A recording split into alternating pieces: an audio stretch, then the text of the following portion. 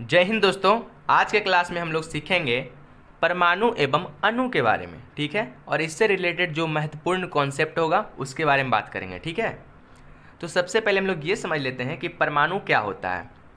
देखिए, हमारे आसपास में जितने भी वस्तुएं हैं, जितने भी पदार्थ हैं, सारे चीज़ बहुत ही छोटे छोटे कण से बने होते हैं, ठीक है। जितने भी पदार्थ, जितने भी वस्तुएं हैं, वे सभी किससे बने होते हैं? बहुत ही छोटे छोटे कण से बने होते हैं, जिसे हम क्या कहते हैं? परमाणु कहते हैं, ठीक है। तो जितने भी पदार्थ हैं वे सारे छोटे छोटे कण से बने होते हैं, जिसे हम लोग क्या कहते हैं? परमाणु कहते हैं, ठीक है। ये पदार्थ के सभी क्वालिटी को बताते हैं। ये जो परमाणु होते हैं किसी भी वस्तु और किसी भी पदार्थ के सभी गुण को बताते हैं, सभी क्वालिटी को बताते हैं, ठीक है। अब देखिए, दो या दो से अधिक परमाणु मिल करके अणु का निर्माण करते हैं। दो या दो से अधिक परमाणु मिल करके अणु का निर्माण करते हैं, ठीक है, जिसे हम लोग इंग्लिश में कहते हैं मॉलिक्यूल। परमाणु को इंग्लिश में बोलते हैं एटम। क्या बोलते हैं? एटम, ठीक है। अब देखिए, हम लोग बात कर लेते हैं कि परमाणु के अंदर क्या होता है, ठीक है। तो परमाणु मुख्यतः तीन छोटे छोटे कण से बने होते हैं। परमाणु कितने कण से बने होते हैं? मुख्यतः तीन छोटे छोटे कण से बने होते हैं, जिनका नाम दिया हुआ है। इलेक्ट्रॉन, प्रोटॉन और न्यूट्रॉन। परमाणु किन किन से बने होते हैं? इलेक्ट्रॉन, प्रोटॉन और न्यूट्रॉन से, ठीक है। अब देखिए, इलेक्ट्रॉन आपको कहाँ दिखेगा? तो मान लीजिए ये हमारा परमाणु है, ठीक है। ये क्या है? परमाणु है। तो इलेक्ट्रॉन जो होता है वो परमाणु के चारों ओर घूमता रहता है, ठीक है, और वृत्ताकार कक्ष में घूमता है, इसलिए इसको हम लोग क्या कहते हैं? कक्षा कहते हैं। क्या कहते हैं? कक्षा कहते हैं। इसको इंग्लिश में बोलते हैं ऑर्बिट, ठीक है। तो इलेक्ट्रॉन परमाणु के चारों ओर क्या रहता है? घूमते रहता है, ठीक है। और जो प्रोटॉन और न्यूट्रॉन रहता है वो केंद्र में स्थिर रहता है, ठीक है, जिसको हम लोग क्या कहते हैं? नाभिक, ठीक है, न्यूक्लियस। यानी कि न्यूक्लियस में कौन कौन से कण रहते हैं? तो प्रोटॉन और न्यूट्रॉन रहता है, और इलेक्ट्रॉन इसके चारों ओर क्या करते रहता है? घूमते रहता है, ठीक है। कोई दिक्कत? देखिए, इलेक्ट्रॉन चारों ओर घूमता रहता है, ठीक है। नाभिक में प्रोटॉन और न्यूट्रॉन होते हैं, ठीक है। आई होप कि आप समझ गए होंगे। अब आगे चलते हैं। अब देखिए, हम लोग बात करते हैं परमाणु संख्या, यानी कि एटॉमिक नंबर पे, ठीक है। एटॉमिक नंबर, परमाणु संख्या यानी कि एटॉमिक नंबर। तो एटॉमिक नंबर क्या होता है? किसी परमाणु में जितने प्रोटॉन होते हैं उसे हम लोग क्या कहते हैं? परमाणु संख्या कहते हैं, ठीक है। किसी भी परमाणु के अंदर जितने प्रोटॉन की संख्या होगी उसे हम लोग क्या बोलेंगे? परमाणु संख्या बोलेंगे, ठीक है। इसे हम लोग जेड के द्वारा दर्शाते हैं। परमाणु संख्या को दर्शाने के लिए कौन सा सिंबल इस्तेमाल करते हैं? जेड, ठीक है। अगर कहीं पे जेड लिखा हुआ है इसका मतलब क्या होगा? वो एटॉमिक नंबर होगा, ठीक है, परमाणु संख्या होगा केमिस्ट्री में, ठीक है। 1 से 20 तक आप लोग परमाणु संख्या याद कर लीजिएगा, तत्व के नाम याद कर लीजिएगा और उसके सिंबल को याद कर लीजिएगा, उसके चिन्ह को, ठीक है। अब देखिए, तो पहला एटॉमिक नंबर होगा तो उसका एलिमेंट क्या होगा? Hydrogen, symbol H। Atomic number 2, परमाणु संख्या 2 तो हीलियम He। परमाणु संख्या 3 लिथियम Li। चौथा में बेरिलियम Be। पाँचवा में बोरोन B। छठा में कार्बन C। सातवां में नाइट्रोजन N। आठवां में ऑक्सीजन O। नौवां में फ्लोरीन F। नियोन दसवां में नियोन Ne, ठीक है। 10वां में नियोन Ne। 11वां में सोडियम Na। 12 में मैग्नीशियम, इसका सिंबल क्या है? Mg। 13 में एल्यूमिनियम Al। 14 में सिलिकॉन Si। 15 में फॉस्फोरस P। 16 में सल्फर S। 17 में क्लोरीन Cl। 18 में आर्गन Ar। 19वां में पोटेशियम K। 20 में कैल्शियम Ca, ठीक है। तो 20 याद कर लीजिएगा। परमाणु संख्या के साथ साथ उसका तत्व का नाम और उसका सिंबल क्या होता है ये भी याद कर लीजिएगा, काफ़ी ज़्यादा ज़रूरत पड़ेगा इसका, ठीक है।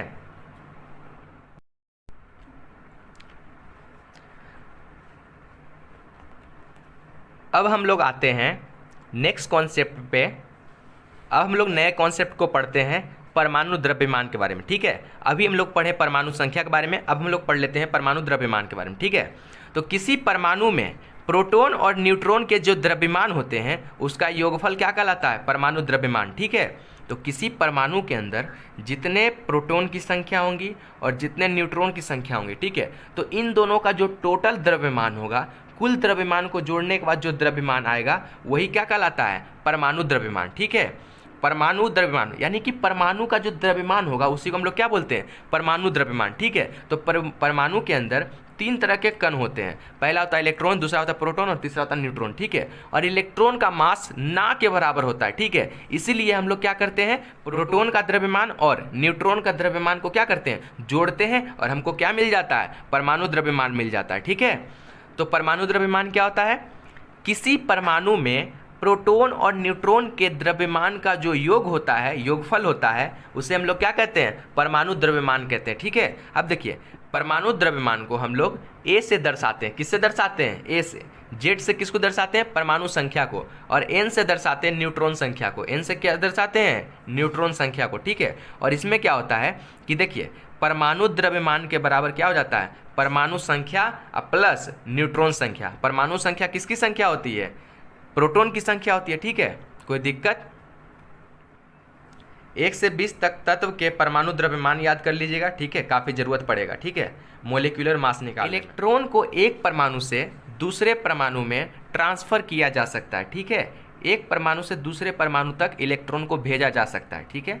प्रोटॉन और न्यूट्रॉन को नहीं भेजा जा सकता है, ठीक है। अब देखिए नाभिक के कण कभी भी ट्रांसफ़र नहीं होते हैं। नाभिक के कण कौन कौन होते हैं, प्रोटॉन और न्यूट्रॉन होते हैं। और इसको कभी भी आप एक परमाणु से दूसरे परमाणु में भेज नहीं सकते हैं, ठीक है। तो चलिए बाबू अब हम लोग ये चीज़ देख लेते हैं कि क्या होता है जब इलेक्ट्रॉन को एक परमाणु से दूसरे परमाणु में ट्रांसफ़र किया जाता है, ठीक है। जब इलेक्ट्रॉन को एक परमाणु से दूसरे परमाणु में भेजा जाता है तब क्या होता है, ठीक है। तो देख लीजिए ये पहला क्या है, पहला परमाणु है, ठीक है। और ये मान लेते हैं दूसरा परमाणु है, ठीक है। और हम क्या करते हैं, इलेक्ट्रॉन को इस परमाणु से इस परमाणु में क्या करते हैं, ट्रांसफ़र करवा देते हैं, ठीक है। अब यहाँ पे गौर से समझिएगा, ये परमाणु जो है वो इलेक्ट्रॉन को क्या कर रहा है, दे रहा है। इलेक्ट्रॉन को क्या कर रहा है, दे रहा है। और ये जो परमाणु है वो इलेक्ट्रॉन को क्या कर रहा है, ले रहा है, एक्सेप्ट कर रहा है, प्राप्त कर रहा है, ठीक है। तो इसको बोलेंगे, इस परमाणु को बोलेंगे इलेक्ट्रॉन को देने वाला, और इस परमाणु को बोलेंगे इलेक्ट्रॉन को एक्सेप्ट करने वाला, इलेक्ट्रॉन को लेने वाला, ठीक है। अब गौर से समझिएगा, ये इलेक्ट्रॉन है, इलेक्ट्रॉन पर जो चार्ज होता है वो निगेटिव होता है। कैसा चार्ज होता है, निगेटिव चार्ज होता है, ठीक है। अब देखिए कोई भी चीज़ में से आप निगेटिव को निकाल दीजिएगा तो उसमें क्या बनेगा, पॉजिटिव बनेगा, ठीक है। तो उसी तरह से परमाणु से क्या करते हैं, जब हम एक इलेक्ट्रॉन को निकाल देते हैं तो उस पर कैसा चार्ज आता है, पॉजिटिव चार्ज आता है। कैसा चार्ज आता है, पॉजिटिव, ठीक है। जो इलेक्ट्रॉन को देता है उस पर कैसा चार्ज आता है, पॉजिटिव आता है, ठीक है। कैसे पॉजिटिव आता है इसको हम लोग अभी आगे पढ़ेंगे, ठीक है। अब देखिए तो जो इलेक्ट्रॉन ले रहा है यानी कि जिसको इलेक्ट्रॉन मिल रहा है तो उस पर क्या हो जाएगा, उस पर निगेटिव चार्ज आएगा। जो इलेक्ट्रॉन को लेगा उसके पास कैसा चार्ज आएगा, निगेटिव चार्ज, ठीक है। तो जो परमाणु इलेक्ट्रॉन को देता है उस पर पॉजिटिव चार्ज आता है, और जो परमाणु इलेक्ट्रॉन को लेता है उस पर कैसा चार्ज आता है, निगेटिव चार्ज आता है, ठीक है। याद रखिएगा, कॉन्सेप्ट को अच्छे ढंग से समझ लीजिए, ठीक है। अब देखिए तो ऐसा परमाणु जो इलेक्ट्रॉन दे रहा है और उस पर कैसा चार्ज आ रहा है, पॉजिटिव चार्ज आ रहा है, तो उसको हम लोग कहते हैं धनायन। क्या कहते हैं, धनायन। इंग्लिश में कहते हैं कैटायन। क्या कहते हैं, कैटायन, ठीक है। और जो परमाणु इलेक्ट्रॉन को ले रहा है और उस पर कैसा चार्ज आ रहा है, निगेटिव चार्ज आ रहा है, तो उसको हम लोग कहते हैं ऋणायन। क्या कहते हैं, ऋणायन, ठीक है। इंग्लिश में कहते हैं एनायन, ठीक है। तो जो पॉजिटिव चार्ज पार्टिकल रहता है, जो धन आवेशित होता है यानी कि पॉजिटिव चार्ज होता है, उसको हम लोग कहते हैं धनायन। जो ऋणावेश होता है, ठीक है, यानी कि जिसके पास निगेटिव चार्ज होता है, उसको हम लोग क्या कहते हैं, ऋणायन कहते हैं, ठीक है। समझ में आया। अब देखिए अगर परमाणु एक इलेक्ट्रॉन को देता है, एक इलेक्ट्रॉन को देता है तो उस पर कितना चार्ज आएगा, +1 चार्ज आएगा। कितना आएगा, +1 चार्ज आएगा, ठीक है।